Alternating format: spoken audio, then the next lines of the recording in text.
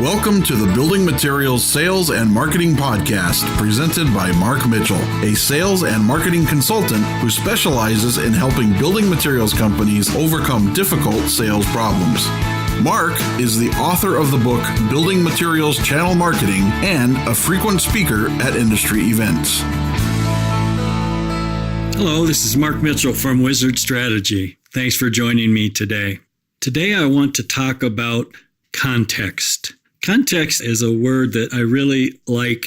I find many times it could be my wife or staff members will come to me and they'll just start talking about something and I'll have to stop them and say, whoa, what's the context here? Because they're off into something and my mind is trying to figure out what are they talking about? Grocery shopping? Are they talking about the builder show, a website, what a contractor thinks of a company? And, so I always like this idea of context is very important to me. And I find many times when I am riding along or observing building material salespeople as they are making sales calls, or even marketing and agency people as they are developing messages for the customer, that they frequently take things out of context, in which they jump right to a certain point and they assume that the customer understands where they're at and why the customer should care.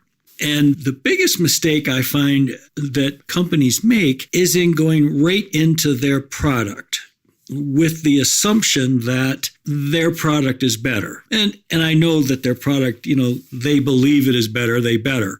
When they are making a sales presentation or even crafting copy for a trade show booth or a website or a blog or something, it jumps right to our product does this. So it's like the assumption of our product does this, so you should want to use it. And it misses a very important step. And that very important step is starting out by acknowledging what the customer is currently using today. So if you're selling a window or cladding or insulation, flooring, whatever it is you're selling, that the customer, chances are, is already using, in most cases, they're already using windows in the building.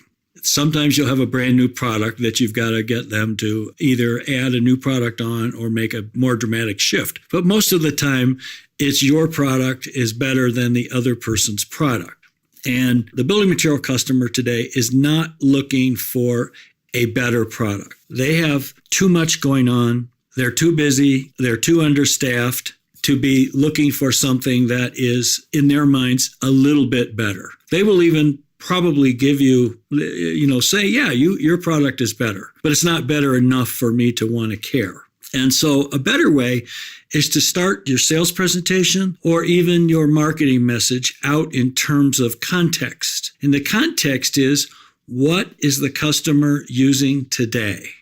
And rather than coming at them how much better your product is than the solution they're using today, it is much better to come at them with almost some empathy about, I understand why you're using this product. It makes perfect sense. If I were you, I would probably be using it. But let me show you why you should consider changing to our product. What you're doing there is you aren't putting them on the defensive, where most companies come right at it simply as if their product is the only product that exists, and the impression that you leave with the customer is that you feel they are stupid or they've made a poor judgment, they've made a bad decision. And so you're putting them a little bit on the defensive, where if you start out by acknowledging what they're using today and that you're sure they had good reasons for what they were using, based on the knowledge that they had at that time, that was a good decision. But now you want to educate them to what you believe it would be a better choice for them. Now they're relaxed. Now they feel like you respect them. You don't think they're stupid. And now they can, once again, back to that big word, context. Now they go, oh, okay, you're talking about windows. Got it. And did you know that I'm currently using this brand of windows, that I'm using this model or, this price point of windows or quality? It's double pane or whatever, made of, vinyl or whatever the window is. Now I'm on the same place. Yes, we're together here. Now talk to me about your product in comparison to what I'm doing today, so that I can, without making me feel that I have been stupid all this time, why I need to take a look at yours. An example of this could be the success of the Zip system has caused, quite a stir within the certainly the house wrap, if not the OSB world, as they're seeing Zip take sales away from them. And you see the main efforts are about the problems with Zip, that these competitors believe that weaknesses or problems that Zip has, that either they've proven in tests, or they're just believing that given enough time, there's going to be a problem. But they, rather than come at it and say that, Mr. Builder, I noticed that you're using the Zip system. That was a great idea that Zip had, to combine house wrap and OSB together to save the builder labor, so you don't have to go around the house twice. You can go around it once. There's also a lot less attention to detail that your installers need to pay attention to when they use a Zip system versus a house wrap. Mr. Builder, that makes perfect sense. But let me show you why I still think that house wrap and OSB is a superior solution. So now they're going to be more open to hearing what you have to say. It's also like with many building material companies, sales and marketing messages, it's as if the competition doesn't exist. So the last thing they're going to do is even bring it up. Right now with the Zip system and Tyvek, we're seeing that they are really going at each other tooth and nail about what the weaknesses of each other's systems. That's unusual, and we'll see how that works out for them. But I feel a better approach is to acknowledge that the product has some properties that are an improvement over what was. And that now how your product, though, is better for whatever reason. So you're putting things once again in the context of where they are and where that person's real life is. I, for example, think there should be nothing wrong, or I would encourage in a sales presentation or on a website that there is literally here are 5 ways to sheathe a house, and talk about OSB and plywood, talk about Zip system, talk about using extruded polystyrene or a foam board, talk about all the different systems, and of course your system, and then paint out paint your product in a favorable light, but recognize what you're trying to make the customer feel is, I understand, Mr. Customer, it's your decision what you do, and my goal is to help you make the right decision. And there may be times or instances where the other product is a better solution. You're going to get a much more, they're going to trust the conversation and dealing with you a lot more than if you just go in and talk about yours, because now you're depending on them, and in their own mind, they're having this conversation about yours versus the other people, but you're not part of that conversation because you haven't brought it up. So you really want to think about context. Another important place of context is many companies make the mistake of coming in and assuming, well, I make a window, every building has windows, so every building is a good candidate for us. And that's not a very effective approach at all.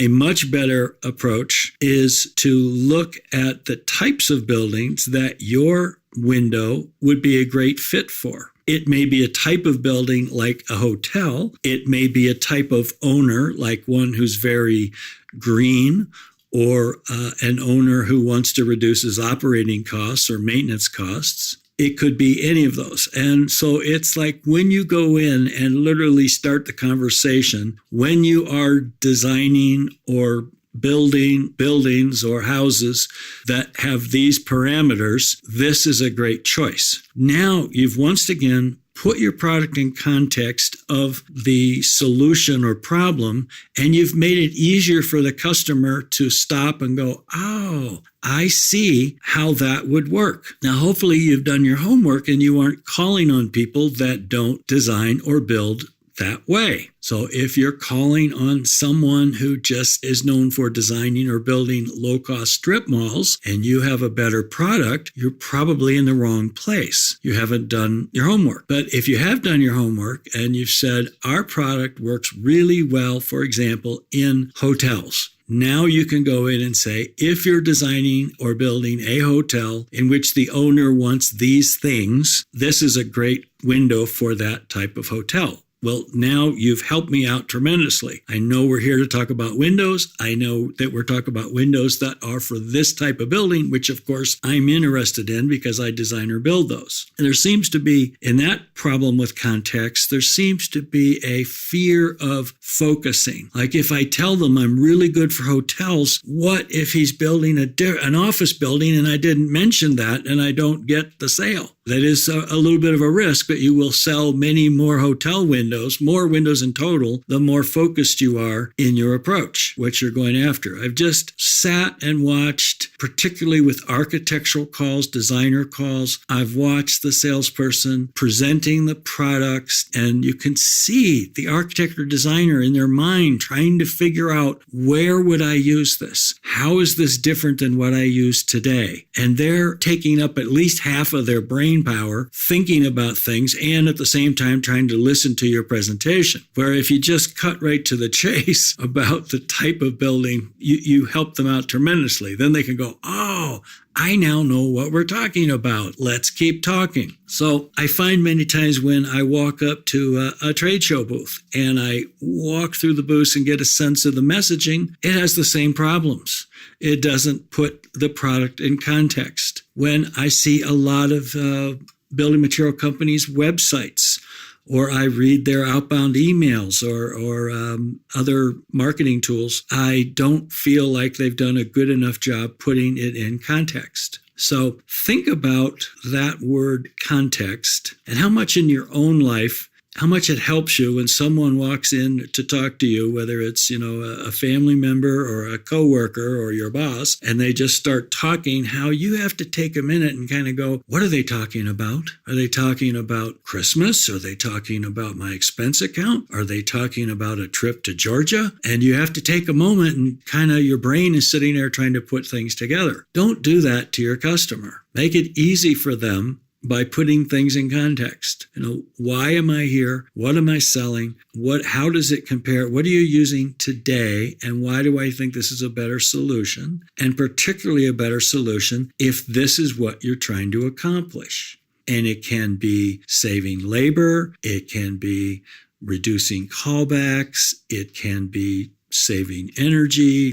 I'm sure your product has several features and benefits that you feel make it stand out and are a better solution than your competition. And you want to certainly get to those and share them. But if you just lead off with those, you're making the customer work really hard to figure out what you're talking about and why they should care. So think a lot about how you can do a better job of using that idea of the word context. Until next episode, I'll have a great day and hopefully you're a little more successful. And if you feel your company could use a little outside counsel or guidance, please contact me.